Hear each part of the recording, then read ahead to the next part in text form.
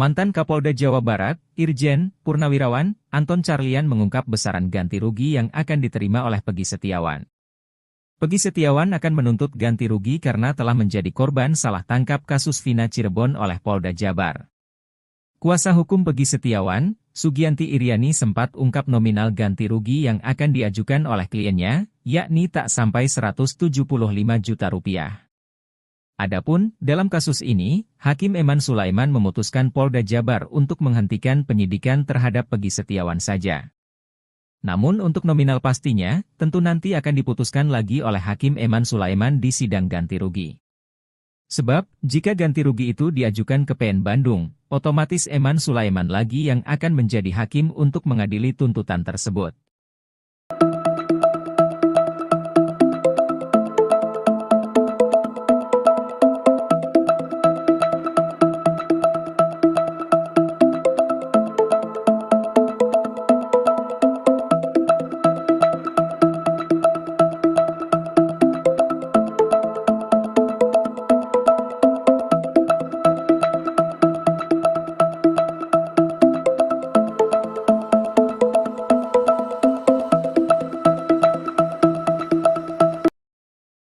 Hakim Eman Sulaiman siap turun tangan jika Peggy Setiawan menuntut ganti rugi ke Polda Jabar usai jadi korban salah tangkap.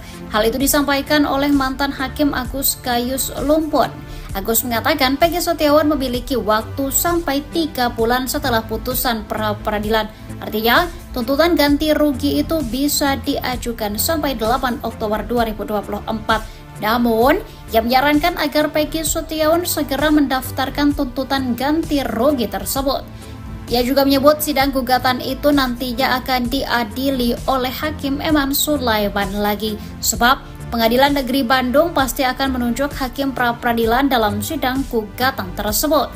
Kabarnya, pihak kuasa hukum Peggy Setiawan berencana mengajukan ganti rugi sebesar 175 juta rupiah ke Polda Jabar. Menanggapi itu, Kadif Hukum Polda Jawa Barat Kombes Nur Hadi Handayani Sesumpar mengatakan tidak akan mengganti rugi kepada Peggy Setiawan pasca dinyatakan kalah sidang pra-peradilan kasus Vina Cirebon. Padahal dari pihak Peggy Setiawan, Tony RM telah berencana akan mengajukan tuntutan ganti rugi atas salah tangkap yang dilakukan Polda Jabar. Mengingat Peggy harus kehilangan pekerjaan dan penghasilan saat penahanan dilakukan. Kombes Nur Hadi Handayani dengan tegas mengatakan tak ada ganti rugi yang dilakukan Polda Jabar. Sebab menurutnya, pada putusan pra-peradilan tidak disebutkan Polda Jabar mengharuskan membayar ganti rugi.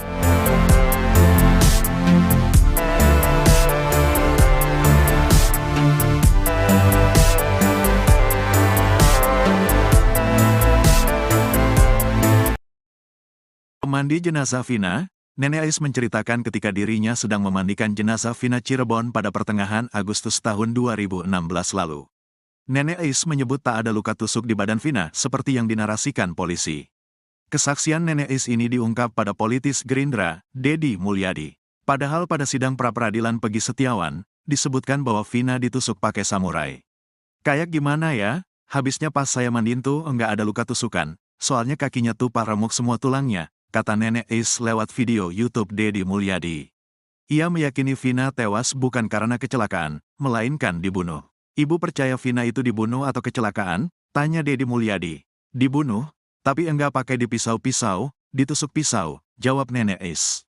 Ia juga mengungkap ketika memandikan jasad Vina ada darah yang keluar dari kepala. Di kepala bagian belakang, disebutnya terus mengeluarkan darah, seperti balon yang diisi air tapi bocor. Tak hanya kepala, hidung dan telinga Vina juga mengeluarkan darah. Dengan adanya luka-luka tersebut, Nenek Ais bukan karena kecelakaan motor. Kayaknya dipukul atau gimana, luka dalam pak, kata Nenek Ais. Deddy Mulyadi pun menjelaskan pada Nenek Ais, bahwa di hasil penyelidikan Vina ditusuk-tusuk menggunakan samurai. Sebagai pemandi jenazah yang melihat kondisi badan Vina langsung, Nenek Ais lantas membantahnya. Ia bahkan menyebut polisi bohong karena tak ada satupun luka tusukan bahkan sayatan di tubuh Vina. Bohong tuh bohong, polisinya bohong, ucap Nenek Vina. Sini polisinya, saya jewer nanti. Kurang ajar, kok ditusuk-tusuk, katanya. Menurut Otto Hasibuan, Vina dan Eki bisa saja meninggal karena kecelakaan tunggal. Bukan tanpa alasan, Hal tersebut diungkap Otto karena pihaknya telah menerima sebuah kiriman foto bergambar baut yang berbalut daging di flyover Talun. Diketahui flyover Talun ini adalah lokasi di mana Vina dan Eki ditemukan. Artinya kalau itu adalah daging, itu berarti peristiwa kecelakaan akan mungkin terjadi di sana, kata Otto dilansir wartakotalive.com atas bukti foto baut berbalut daging itu. Otto pun mendesak penyidik Polda Jabar untuk menindaklanjutinya. Karena dari temuan itu bisa diperdalam lagi, apakah Vina dan Eki benar-benar meninggal karena pembunuhan atau murni kecelakaan. Mungkin mereka jatuh, kecelakaan, di sana, kecelakaan tunggal, dan ini ditemukan oleh polisi katanya. Di belakang showroom tidak ada darah soalnya, jelas Otto.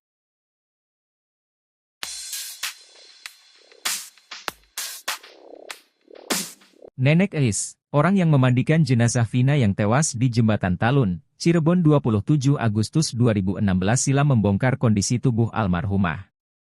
Nenek Eis menegaskan tidak ada luka tusuk di tubuh Vina. Ia juga memastikan tidak ada luka sayatan pada jenazah Vina tersebut. Kesaksian Nenek Eis ini diungkapkan saat dikunjungi politikus Gerindra, Deddy Mulyadi. Nenek Eis katakan tak ada luka tusuk di tubuh Vina namun kaki remuk dan tangan patah. Di bagian depan tubuh Vina juga tak ditemukan luka sedikit pun, meski demikian, Nenek Eis memastikan ada luka di kepala bagian belakang.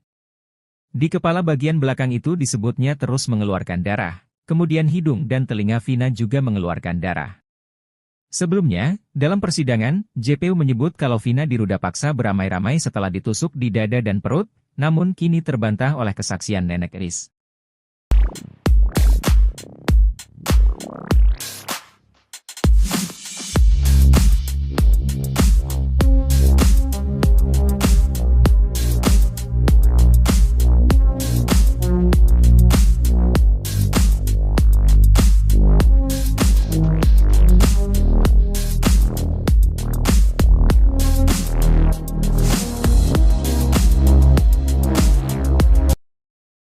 Desas-desus kasus Vina Cirebon membuat ex-Kabareskrim Komjen Purnawirawan Susnodo Aji memiliki analisa terbaru soal kasus yang terjadi pada 2016 itu.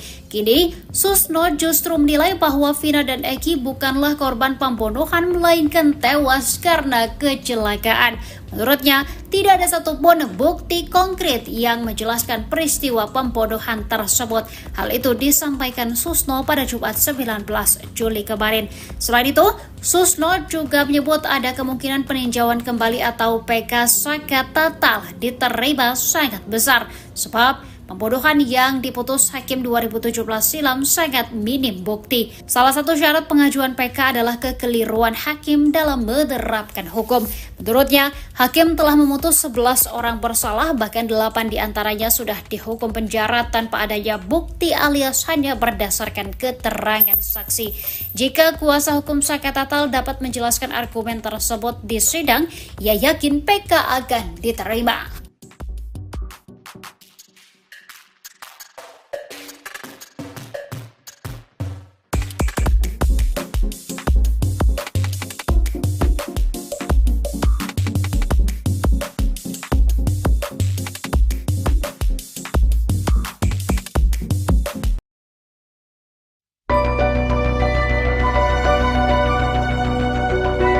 Eis, pemandi jenazah almarhumah Vina mengungkap fakta yang berbeda dengan pihak kepolisian, ia tak temukan satupun luka tusuk pada tubuh Vina saat memandikan. Hal itu berbeda dengan hasil penyidikan Polda Jabar yang menyebut Vina tewas akibat ditusuk pedang atau samurai. Eis bahkan sampai bersumpah, ia memastikan betul seluruh badan gadis 16 tahun itu tidak ada bekas luka benda tajam. Wanita yang sepertinya berusia lanjut itu, percaya Vina korban pembunuhan karena melihat kondisi tangan, kaki yang remuk dan kepala yang bocor. Hanya saja, luka-luka itu seperti hasil hantaman benda tumpul yang membuat tulang tangan dan kaki Vina remuk. Selain luka parah di tangan, kaki dan kepala, Eis juga mendapati lendir dan darah serta luka pada alat vital korban. Menurut Eis, Vina bukan tewas karena kecelakaan, melainkan korban pembunuhan, hanya saja bukan dengan dihajar pakai senjata tajam.